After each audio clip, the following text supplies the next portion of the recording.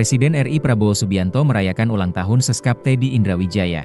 Perayaan berlangsung di sela kunjungan kerja Presiden di Paris. Momen tersebut terlihat dalam video yang dibagikan staf Presiden. Perayaan digelar sederhana di salah satu ruangan. Kue ulang tahun dibawa masuk saat suasana penuh kehangatan. Tampak rombongan menyanyikan lagu ulang tahun bersama. 2 kue ulang tahun disiapkan untuk merayakan momen tersebut. Salah satunya bertuliskan ucapan dalam bahasa Indonesia. Sementara kue lainnya bertuliskan bahasa Prancis dengan gambar Menara Eiffel. Teddy kemudian meniup lilin dan menerima ucapan dari rombongan. Ia juga terlihat memberikan potongan kue kepada Presiden Prabowo. Suasana penuh keakraban terlihat dalam perayaan tersebut. Ucapan doa dan harapan disampaikan untuk Teddy. Teddy diketahui lahir di Manado pada 14 April 1989.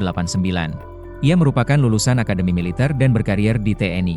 Teddy dipercaya menjabat sebagai Seskap sejak 2024.